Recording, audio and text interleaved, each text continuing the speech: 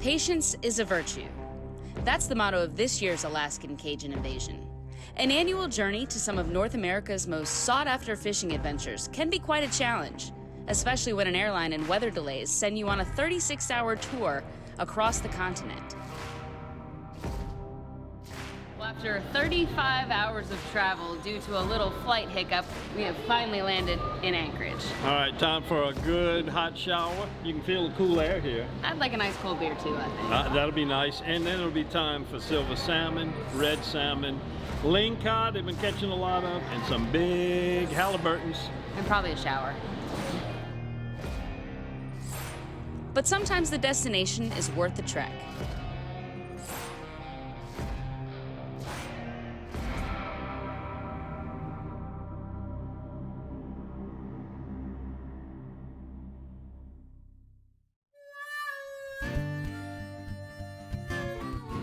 From the murky waters of the sportsman's paradise, stories emerge. Stories of the generations of people who have shared in the bounties of the land. Stories of communities that have persevered through natural disasters.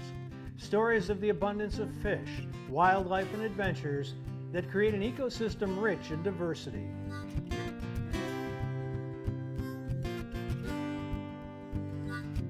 And from the silted banks of the mighty Mississippi to the soggy marsh bottoms, from the tops of towering pine forests to the depths of the salty Gulf, human and animal have shared this fortune for centuries. Enjoy these stories as told by outdoor journalists who travel across our state, documenting the adventure, sportsmanship, and heritage that make us Bayou Wild.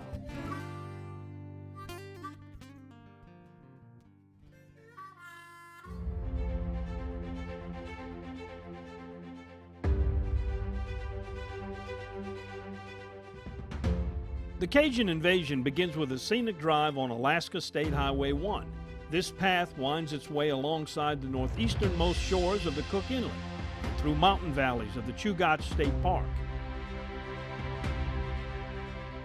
The towering icy peaks among the horizon are a bold welcome to the grandeur ahead of Alaska's Kenai Peninsula, an area of beauty,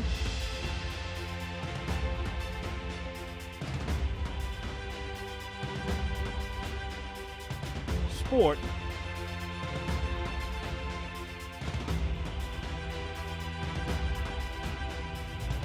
culture,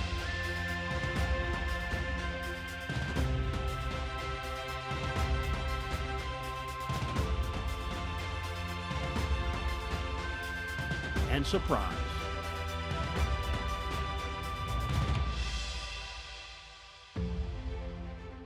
The destination? The town of Soldotna along the Kenai River, where nestled upon its swift current sits the Gone Fishin Lodge. In the summer months, this family-owned lodge boasts diverse fishing opportunities. For the salmon making their annual migration, their journey is met by anglers from across the world seeking a challenge.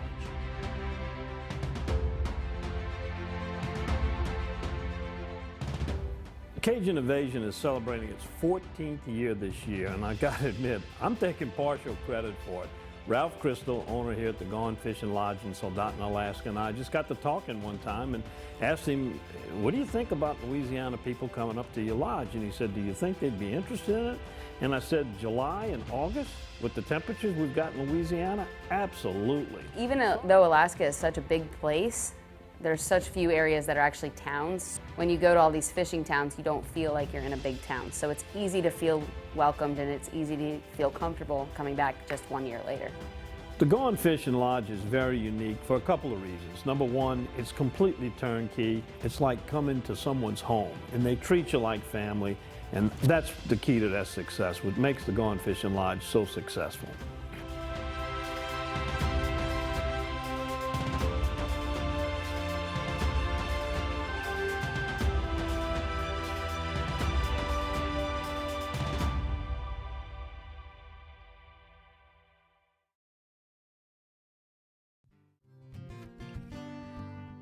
Closed captioning made possible by Cito.com. Become a member. Add the taste of Louisiana to your next meal. if you like creamy, bold, tangy, or spicy.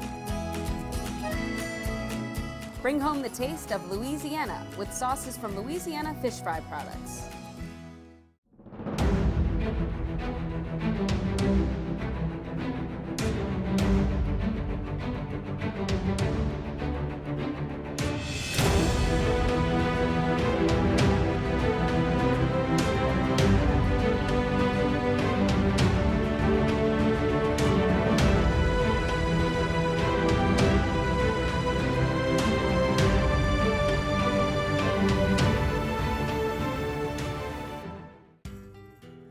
Want to be seen on a Bayou Wild episode? Sign up for our Cajun Invasion wild pheasant hunt in the remote hills of South Dakota in mid-November. Bad River Bucks and Birds provides lodging, meals, transportation, dogs, and bird cleaning. Details at dontheoutdoorsguide.com.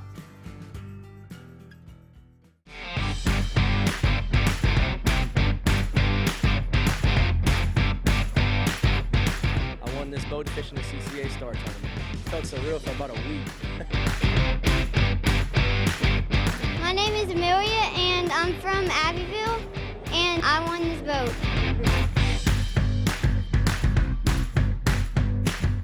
There's 100 redfish waiting.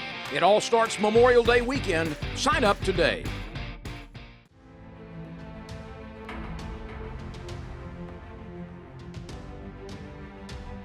An Alaskan fishing excursion may begin not by boat, but instead by seaplane.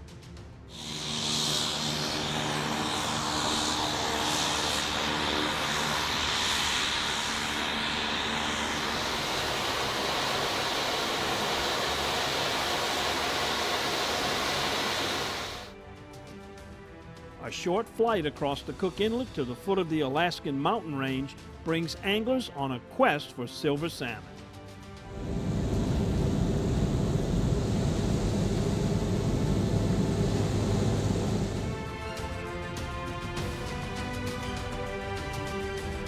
Different experience, but it was unusual to me because other than the plants, when you land in the water, we looked like we were in the bayou when we got in the boat and started going to the Custatan River.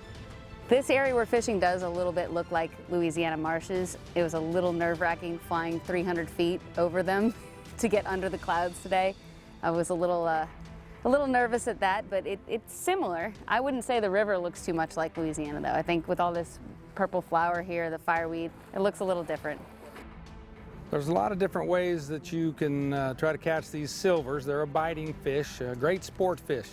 And on this river right now, it is receding at this point. You can throw bait, is what is usually the best when you're trying to locate in a place like this where the river's a little dirty and stuff.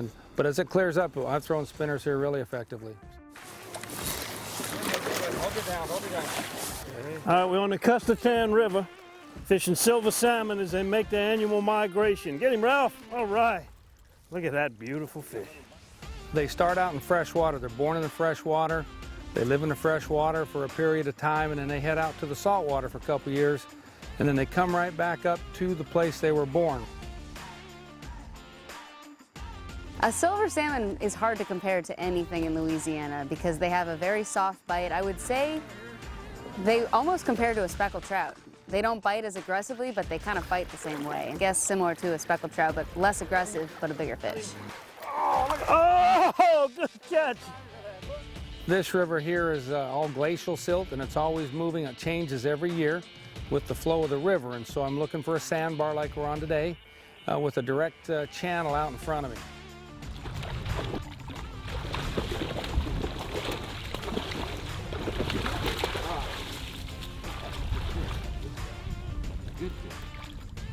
Similar to a redfish, but they've got a lot more staying power than a redfish. They're not going to burn out.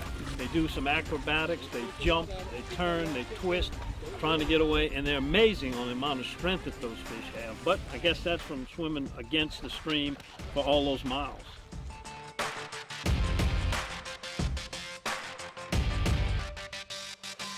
We have some good friends over at Marucci. They're in Baton Rouge. They make baseball bats for the for the Professional Baseball League. We had a little favor put in and got you your own Cajun Invasion Bayou Wild bonk stick. Nice. So we'll leave that Look here. at that. Ow! I can hit a home run. Just what I wanted. Hey, thank you very much. He's a star. Oh, he's taking out the GoPro. Watch it. Ready? Okay, Ralph, we got him. Oh, good catch. Look at the size of that salmon. There. I think that today was probably the most challenging fishing trip that I've ever been on. And I fished for all sorts of saltwater species in the marshes down in South Louisiana and in the Gulf of Mexico. But these silver salmon, it's totally different. This is a male, we call it a buck. They get the hook nose on them, really sharp teeth. The thing on the silvers is they got really sharp teeth here. That's why I use a metal leader, so they don't break the line down where they keep biting the hook. The Cajun Invasion has been going on 14 years. I've made 13 trips out of those 14. And everyone, while they're similar in ways that people have a lot of fun, they enjoy it, they remark at the differences between Louisiana and Alaska, but each one is also very different in the people that you meet. This is my third trip for the Cajun Invasion. Very good experience to come out and spend with your family. This year, for my third trip, I got to take my boy, Michael. It's good to watch the older veteran Cajun Invasians kind of give some tips and advice to the rookies. It was challenging for me. I managed to catch one early on, and I managed to catch the last one of the day that topped off our limit. Hey! This is awesome. You have to really be patient. But look how it pays off. What a beautiful fish. Hello. Today's a beautiful day. Sun's out. We got a breeze blowing. I don't know, it must be about, what, 63, 64 degrees. Back home, it's hot. It's nice out here. In this serene setting, a day of fishing, friendships, and fresh salmon can make you forget about everything else but your presence in the outdoors. But a few fresh footprints in the sand are a subtle reminder that we are only visitors here and will soon be on our way to enjoy the next Alaskan adventure. You can get people to come for one time with the lure and the allure of fishing in Alaska and being in Alaska. That's one thing. But when you get them coming back 3, 4, even 5 times, some of these people have been back, that says a lot about what you're doing as far as customer service and providing what people really want, which is enjoyment.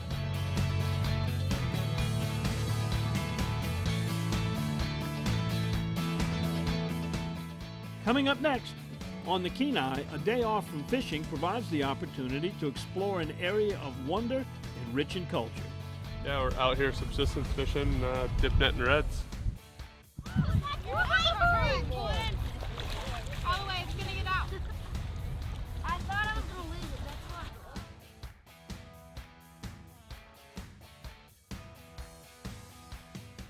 Hi, I'm Donnie Rouse. There are a lot of different reasons to shop at Rouse's. It's the people. Everybody that works here is just so nice. Our stores get deliveries 7 days a week. They have such a wide variety at Rouse's. Everything's in stock. I mean, everything. We use Rouse family recipes and ingredients found right here in the store. It's the food. Rouse's food tastes like homemade. And they're local. Like us. We also have great prices. That's the difference Rouse's makes.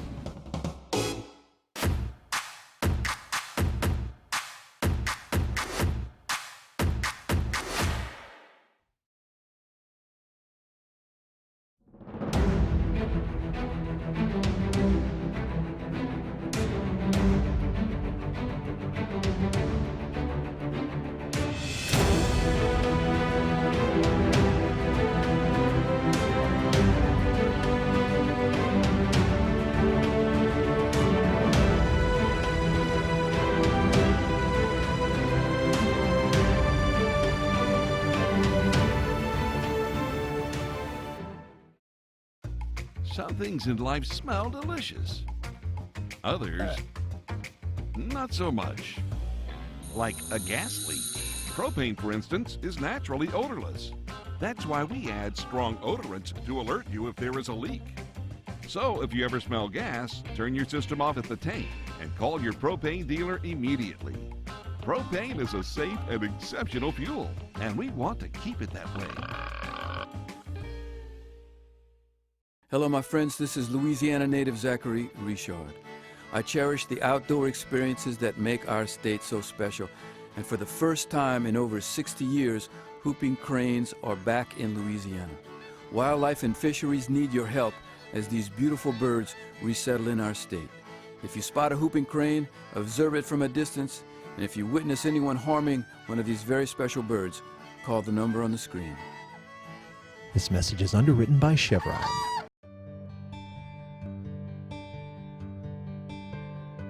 On the Kenai, a day off from fishing provides the opportunity to explore an area of wonder rich in culture. Louisiana has a really strong Southern culture, and I think people from Louisiana, when they come here, appreciate Alaska because they take pride in their state the way we do. They take pride in the agriculture they grow, whether it's fruits and vegetables, flowers, or products they make, such as jams and breads. It's a very natural environment.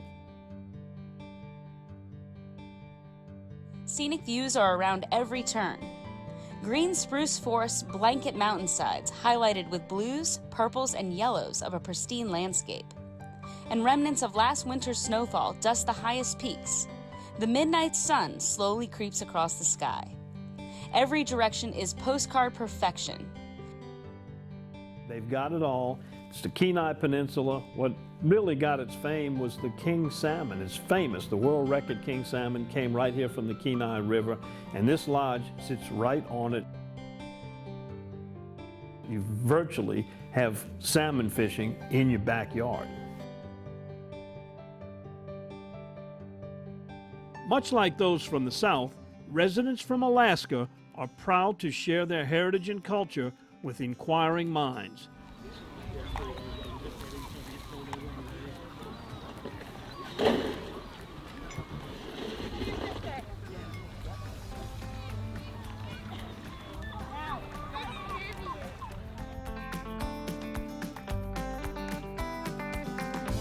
Yeah, we're out here subsistence fishing, dip net and reds.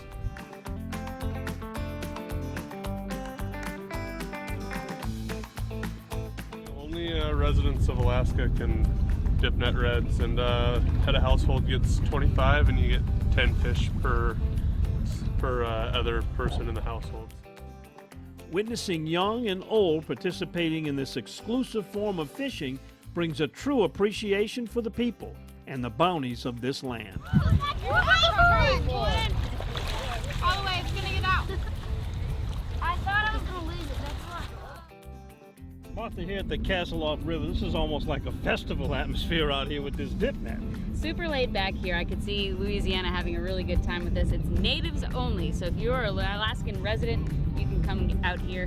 25 fish for the head of household plus 10 for every additional household member. That's per year. So what folks do, they stock up for the year. Keep your net in the water and hopefully they hit into it. So yeah, when they're here, yeah. There's a lot of similarities here to Louisiana. The people like to live off the land. They like to be out in nature. It's a different environment. The weather's different. The landscape is different. But some of the landscape kind of looks like Louisiana. There's a lot of swampy, marshy land where I guess the moose like to hang out. So there's similarities and there's contrasts, but Alaska is in a way very similar to Louisiana in the way that people appreciate their land.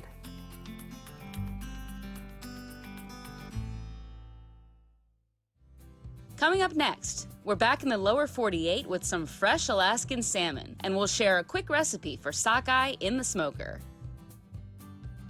So it's a light, simple, and delicious summer dish. You can, of course, use any kind of salmon, whether it's store-bought or caught yourself. We've got that sockeye here, or the red salmon that was caught on the Kenai River. But again, you can use king salmon, you can use pink salmon, you can use silver salmon. It all tastes just as good.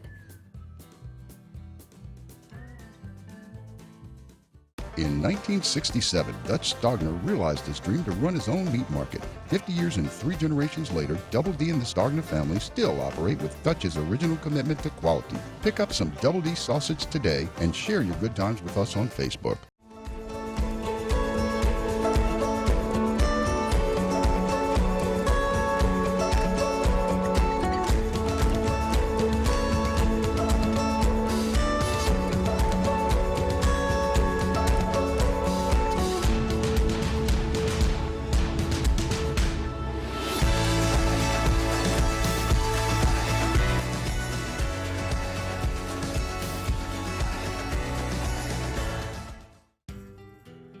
Want to be seen on a Bayou Wild episode? Sign up for our Cajun Invasion wild pheasant hunt in the remote hills of South Dakota in mid-November. Bad River Bucks and Birds provides lodging, meals, transportation, dogs, and bird cleaning. Details at dontheoutdoorsguide.com.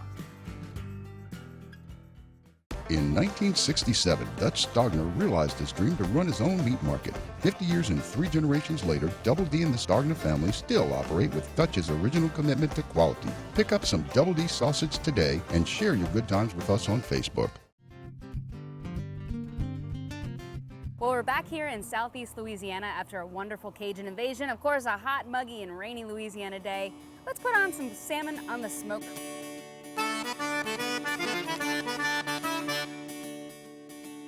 Caught some Kenai sockeye salmon.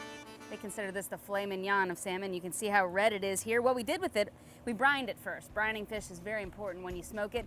The majority of this brine was a cup of sugar, half a cup of salt, and a 1/4 cup of soy sauce. Put that in the water that we submersed the fish in. Just want enough water in there to cover it overnight. Let it soak up for a few hours or overnight if you have the time. As you can see, we've got some seasoning on there. Brown sugar and whatever Cajun seasoning you like. Sprinkle that on top and it is ready to go into the smoker.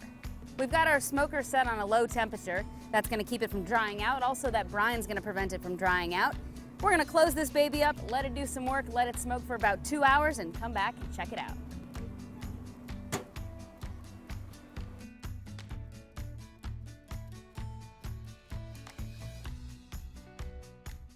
In 1967, Dutch Stogner realized his dream to run his own meat market. 50 years and 3 generations later, Double D and the Stogner family still operate with Dutch's original commitment to quality. Pick up some Double D sausage today and share your good times with us on Facebook.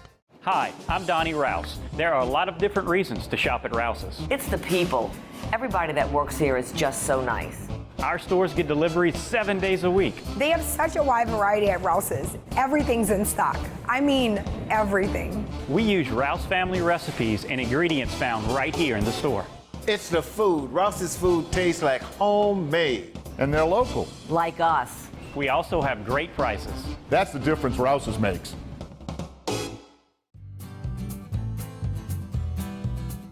So our salmon is complete. We smoked it for about 2 hours at a low temperature. You can of course smoke it at lower temperatures for longer periods of time, or if you don't have the time, you can actually get it done in about an hour. It's beautiful, gorgeous red sockeye. You can see that glaze really did a nice job. You'll know the fish is done when it creates kind of almost a hard glaze on the surface. That's encapsulating all the moisture from the fish, and when you break into it, it's gonna flake.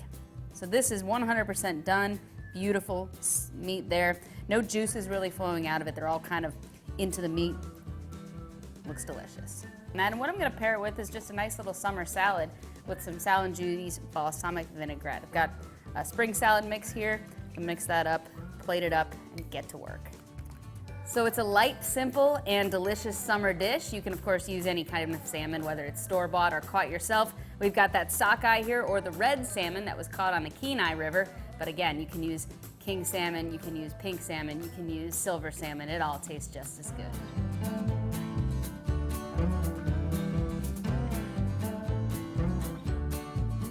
From our kitchen, from Alaska to Louisiana.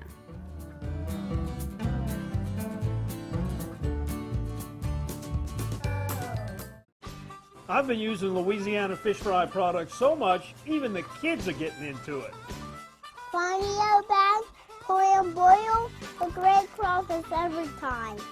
And whether you're boiling crawfish, shrimp, or crabs, Louisiana fish fry products use the perfect blend of garlic, onion, spices and salt for your seafood boils. So look for the bright yellow bag and pour and boil with Louisiana fish fry products.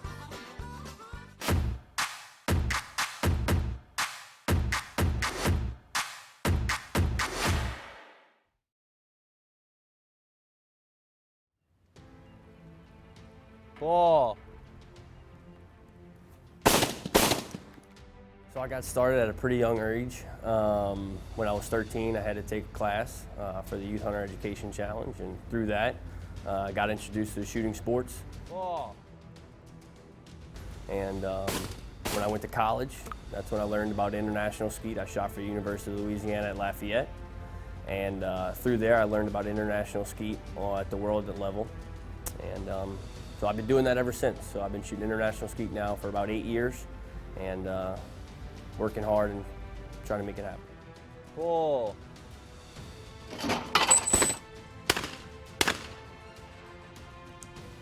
So the best part about being on the USA shooting team is it's just always been a dream of mine. Since I was a little kid, I grew up watching the Mighty Ducks, and watching the Mighty Ducks in D2, you know, they were Team USA. It was just the coolest thing to me. So ever since then, I just always wanted the opportunity to represent my country on the international stage.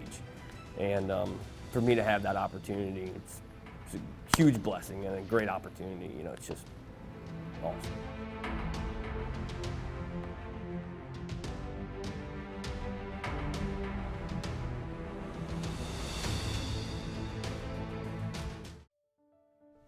The iconic whooping crane is back in Louisiana.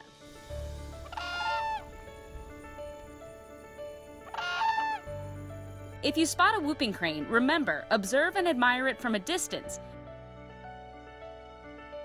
and always report any harmful activity. You can always help the Louisiana whooping cranes thrive by donating to lawff.org.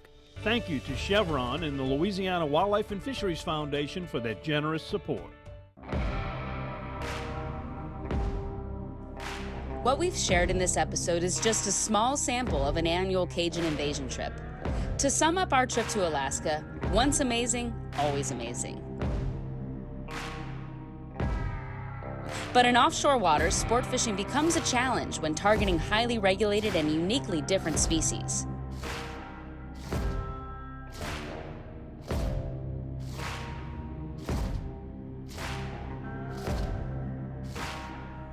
We'll continue our annual Cajun Invasion in another Bayou Wild episode, where we'll share more stories of adventure, sportsmanship, and heritage from America's 49th state.